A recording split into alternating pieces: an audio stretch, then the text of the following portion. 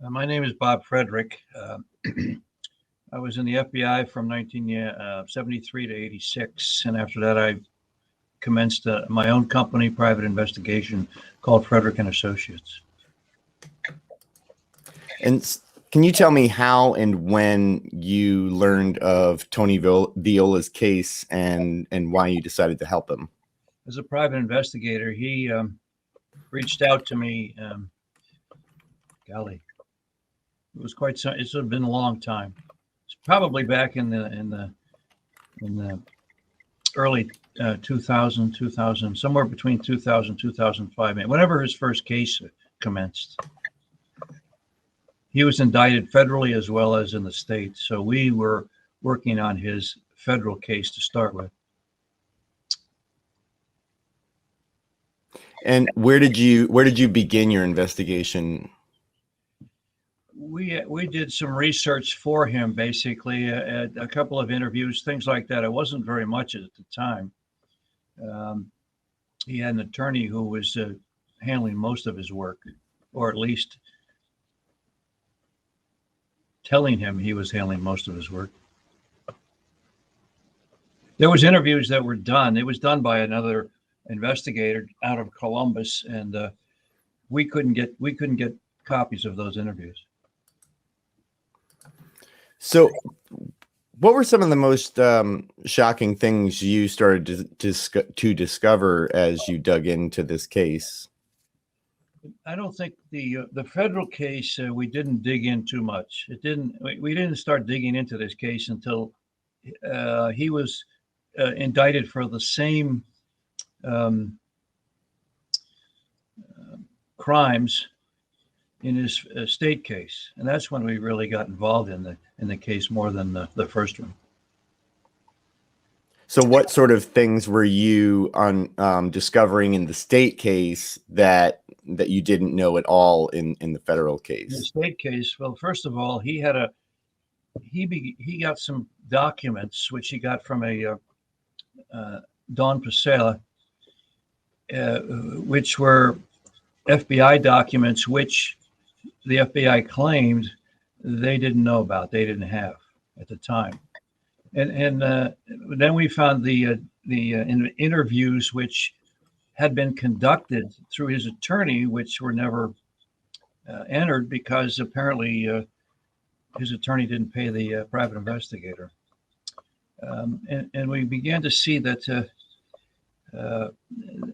because he was good attorney for himself. And we began to see that some of the evidence and things like that, the evidence was missing. It just seemed hard for me to believe that they seized his computers and now they lost them. And that was a key element in his case. And there wasn't anything we could do about that other than the fact that they claimed they lost them. And I don't know how the case went forward without that, but it did. Now, you don't believe that Viola received adequate or faithful representation from Jay Milano, the attorney in his first trial? No, I wasn't really involved in that first case, the federal case, as much as the state case. And then when he was convicted in the federal case, that's when we got involved in his state case. It was surprising to me that they were going to have a court proceeding for the same violations which they charged him with in the federal case. Is that a common thing for someone to be tried in both federal and state on all the same charges? No, very uncommon. Why do you think that was done? Why do you think they were coming so hard at Viola? I don't know. I think Tony was very aggressive, and he was very accusatory of what was going on. I think maybe that had something to do with it.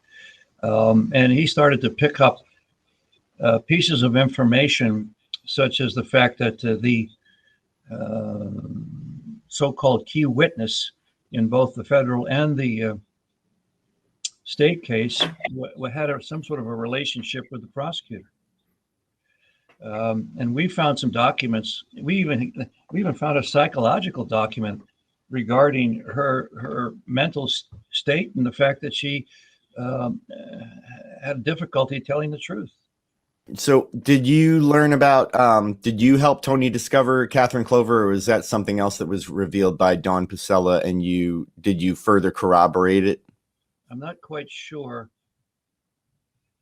I'm not quite sure how we learned about that. I don't. It certainly didn't come from me. I think somehow Tony got in contact with Clover's husband or former husband, and that's when I think he first learned that his former wife was seeing Dan Kasaris, the prosecutor. And so I did a couple of interviews to reach out to other people who had problems, in particular a boyfriend of hers back in where she lived, somewhere down south. And he basically had the same problems. And he saw some of the emails on his cell phone, which came from the prosecutor. And there was a few other things in his case that were somewhat questionable. And he was convinced she was having that his girlfriend was having an affair with Kasaris. So when you say he was having the same problems, was he also being pointed to by Clover as a suspect in something else, or just it's the same problems with her cheating on him? Charged also with some accusations which she made about him in regards to assault, things like that. Do you have a theory as to why Viola was being targeted by Clover and Kasaris? Well, I think at that time, first of all, I don't think that they targeted Tony, but what was being targeted was the mortgage business. This had come down from higher headquarters, and they wanted to make a tremendous or big impact or great showing in regards to the mortgage business, and that Cleveland was really doing an excellent job on that. And so it was at the expense of some people that probably shouldn't have even been indicted, but it produced stats in the newspaper articles. So what did you learn about Dawn Pasella and specifically looking into her death? I never learned too much about her death. I questioned why it had happened. I know that she was interviewed or she was informed by either a police officer and or Kasaris that if she testified that they would go after her for communications which she had privy to that were private. Now, to your knowledge, is it standard practice for a prosecutor to send someone into the circle of a person they're prosecuting in order to, with a wire, to find out information on their defense strategy? And I'm assuming that's illegal. Totally illegal. I think it's irregular, but I think it's illegal. I know when I worked the cases, there was the guidelines were, I don't know whether it's a law, but I think it's a law. The guidelines were that you were not to come in contact with the defendant in any way. If you did, it had to be by permission of their attorney. And my understanding is that it was because they did that, they sent her into Tony's circle, that's what allowed Tony essentially to subpoena her. And when they found out she was going to testify, Kasaris sent threatening letters telling her she was going to be prosecuted if she testifies. My understanding that the proper channel, if a prosecutor believes a witness should not be allowed to testify, is to file a motion to quash, not to tell a witness you better not testify or else. Agreed. That's the procedure that usually is supposed to happen in these cases. It seems like there was an awful lot of liberties taken. It also seemed to me, and I can't say this for a fact, but they had created a task force which involved the FBI as well as the state, and what was happening was one group was doing some interviews, and the other group, if they didn't like the interviews, then they would not get a copy. So therefore, they probably had exculpatory information or had access to exculpatory information, and it never came to, it never got to Tony. Can you elaborate on what that process means exactly? Like one person was interviewing a witness, or you're talking about screening? Basically, I would call it screening. I'm not so sure. I've never experienced that, but it seemed to me like some of the things that were said, that there was no documents, there was no interviews, there was no this and that. One agency could say that because they didn't do it. They didn't conduct the interviews. The other agency may have had the interviews, and possibly what was happening was that you don't. One agency was telling the other, you don't want this document for your case. I'm speculating on this. I just don't know how they missed so much exculpatory information that should have come to Tony. What would justice look like to you in this case, as far as, and how do you feel about the fact that, you know, Kasaris has gone from being a county prosecutor to now an assistant state attorney general? I'm generally concerned with if someone can get away with these levels of prosecutorial misconduct and see their career elevated, there's no reason to think that it hasn't continued on in the time since. Agreed. I don't know what else to say about that. I know that Tony has sent some of his information, which he had gathered in regards to Pasela and a few other things that were sent. He sent to the disciplinary committee of the state Supreme Court. And he received a letter back that they had conducted an investigation, which was almost a whitewash as far as I was concerned. It was terrible. And they even represented that they had an investigation by the sheriff's department of Pasela. I checked with the sheriff's department. They had done no investigation. And I had a note that says, we have done no investigation in this regard. And I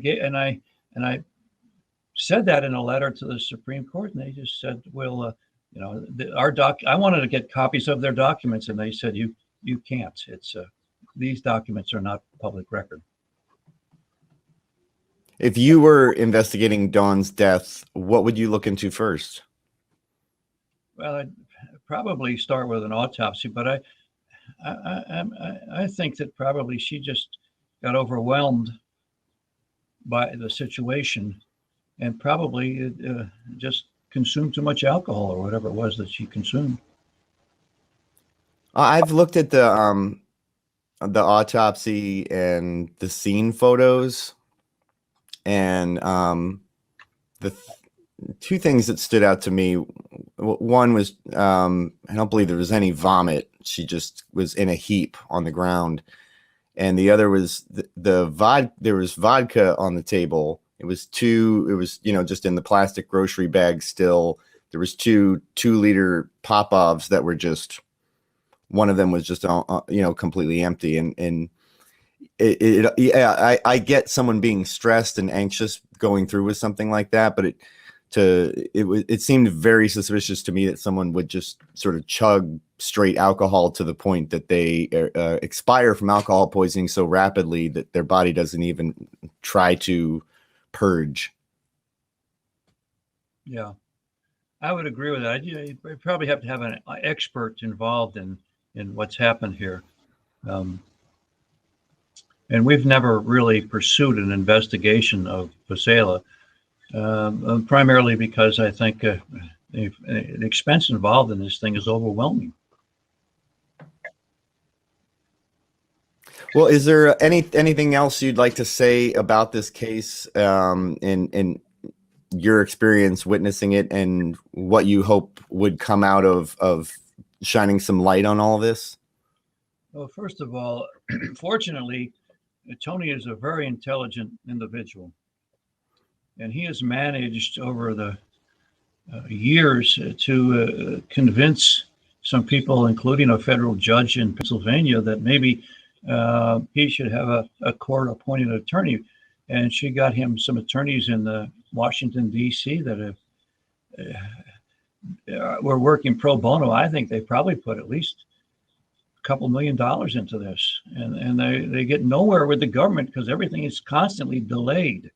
And these guys are sharp attorneys, but they can't get anywhere with the justice system either. Tony's lost a good part of his life over this, and I don't think they ever came to the real truth of this case. And I don't think he got very good representation. So, I mean, it was a perfect storm that just destroyed Tony.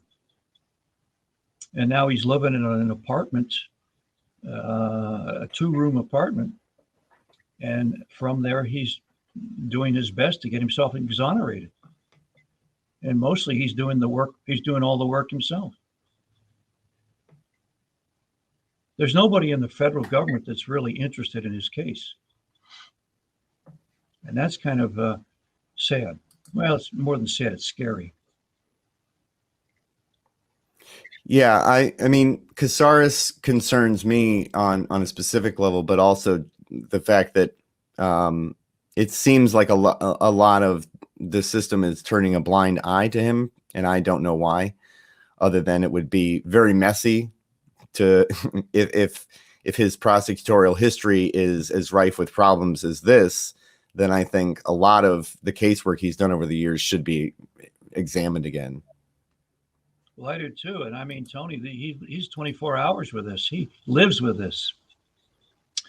And he has been doing just about anything he can. And it's really been at his own expense. And basically it's been for free, except for this court-appointed law firm out of Washington, D.C. And if it wasn't for that, I don't think he'd get anywhere. I've told him, Tony, I can't, when we're working together on this and he was doing appeals, I said, look, I don't know too much about appeals. I have very limited knowledge about appeals, but I know that you're not going to get anywhere with your appeals unless you have an attorney. I'm working on another case for the same, and I've told the client the same thing. You got to get him an attorney. I can't, this is overwhelming. And it's going to have to be an attorney that starts your appeal process. You can't do it yourself. And you go down the line. I met a kid in jail. I asked him what he had been in jail for. He said, I don't know. I said, everybody knows why they're in jail. He said, no, don't get me wrong. I don't know I've done a lot of bad things. I just don't know which one I'm in here for. And I called the jailer after that was over. I said, you better check this kid out. He's telling me he's been in jail for 6 months and he hasn't even had an arraignment. And I saw the jailer a couple of days later, and he told me that what happened was that he did have a court-appointed attorney, and his case was resolved in Cuyahoga County, but Medina County had a retainer. And Medina County and Cuyahoga called up Medina and said, pick him up. Medina called Cuyahoga and says, deliver him. And he sat in jail for 6 months. It concerns me. How many people are in jail that can't even protect themselves, can't even take care of themselves? Yeah, and I'm especially concerned on a level of the degree to which the state is going. It seems to go to avoid embarrassment or protecting its own, and that bad actors like Kasaris know they have that to a degree. They know that they'll get aggressively receive the benefit of the doubt, and that anyone they cast, a negative light on with the force of law, that tarnishes their credibility almost instantly. And that's what people seem to suffer with, is that no one will take their word over a prosecutor's, no matter, if it's gotten to this point where a prosecutor can be this brazen about how they, conducted themselves in a case that is a very high profile. Tony's case is not some obscure little thing. No. And yeah, and that's what I think really concerns me, is if, one prosecutor knows that they can get away with this for so long, then they must be continuing to get away with it, and can't be alone if the system will ignore a bad actor like this. Mm-hmm. Yeah, I did some requests for public information from Cuyahoga County. It was a fairly simple request, and it took me over a year to get it. in Tony's case. There was a resistance regarding Tony, and he was accused of being a wacko and all kinds of other things, and he's not. He's a lot brighter than me, and he knows. Have you? And it's also extremely surprising to me that no press seems to be interested in covering his story, or one or two have paid a little bit of attention to it, but none of them are touching anything that he said about how all of the prosecutorial misconduct and shenanigans that went on in his trial. Well, I think one of the problems with his case is it's so involved now. If for you and I don't even have a handle on it. For you to get a grasp of what has happened here, the enormity of this whole thing, starting with the federal case on through the state, you have to really research this thing. It would take it would take a while to do that. I know that the law firm in Washington D.C. I mean, those guys were able to get a grasp of this. I think maybe in a month to 6 weeks. I was shocked that they handled it that way. It's a sharp group. But I think just for a normal investigator, even for a journalist, it would take quite a while to get involved, to just get a handle on this case. And I think that's probably one of the things that prevents people from getting involved. Well, I think to some degree, at least, all of this is very unbelievable. From the beginning that I found it, all I was immediately doing is like, okay, this sounds too bad to be true, and looking for, where's the con or the trick in what Tony was selling, and I couldn't find it. And all I do keep finding, the more I've talked to him, is people with real credibility, like yourself, they're taking him seriously and vouching for him. And so, yeah, that's why I would say you're at least a big help to me in terms of the fact that you're working his case and corroborating this stuff. It's very helpful to overcome even as someone who is sympathetic towards, wrongly accused people and skeptical of what state officials say. There's, like I said, still that thing that in your head that's like, well, he must have done something. I think people just don't want to believe that you can be that railroaded and still innocent. Well, and I felt the same way when I got involved. I just felt, my background is law enforcement, and I just said, well, this is just another guy who ended up in jail, says I didn't do it.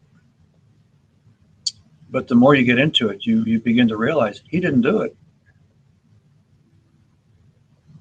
And that's sad. But it took a while for me to get to the point where I believed him also.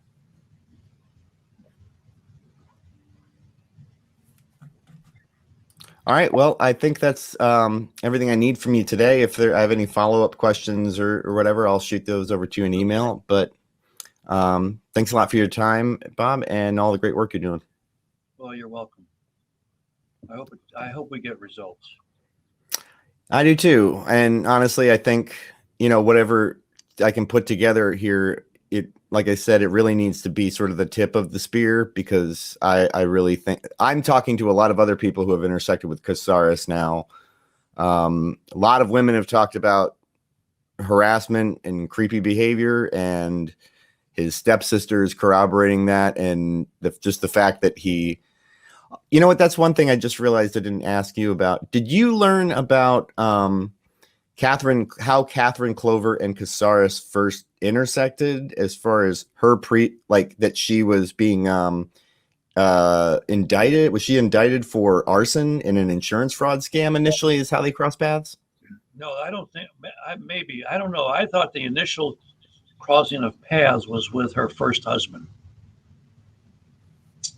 Okay, she accused her husband of assault or something to that effect, and Kasaris as prosecutor, represented her case. And that's how I think they got in. That's how they think they met. I'm not sure of that, though. Okay, well, I'll dig into that, and yeah, I'll be. Clover's ex-husband is interested in talking to me. Well, yeah. Who I think he was just released from prison, and yeah, similarly was put away by Kasaris after being fingered by Clover for, I guess he owns some contraband munitions or something from when he was overseas and kept them, and the articles painted him as like a radical terrorist when he was arrested. Yeah, agreed. And I'm not so sure he was. I think the stuff that they got from him was stuff that they used for practice. Not real stuff. More like fireworks.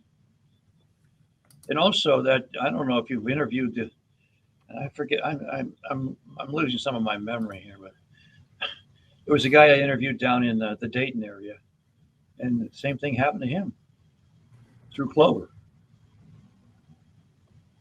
And they had a special prosecutor come in and prosecute that case. I questioned that too. Well, I mean, I've been reading a lot about the history of Cuyahoga County, Trumbull County, and Jefferson. And it seems, everybody knows there's a lot of organized crime in our history around this area, and their influence on local law enforcement, prosecutors, city governments. I think a lot of people think it's been completely rooted out, but there's a lot of at least corrupt behavior and corrupt practices that just sort of lingered on around a lot of counties around here. I agree. There's a lot of it, you don't even get voted in around here unless you have a name that everybody knows. It's a nice town. It's a great town, and I love it. But at the same time, I realize that I call it a hick city, and I don't mean that in a derogatory sense. I mean in the fact that everybody knows everybody, and you're not going to get anything done here unless you know somebody. And that's the same thing with elected officials.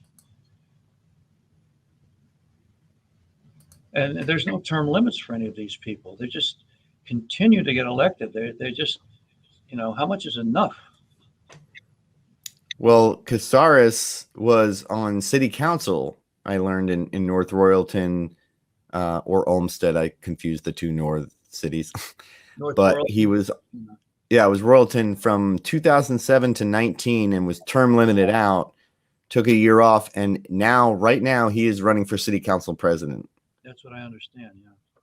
Yeah, so I'm trying to get this piece out well ahead of that. Yeah. You can't make this up. I wish I could. I wish I was a novelist and not a journalist. Well, I was on the law enforcement side. Now I'm on the other side. I suppose in some people's minds I'm tainted. But you do see a lot of inequities. And it's sad.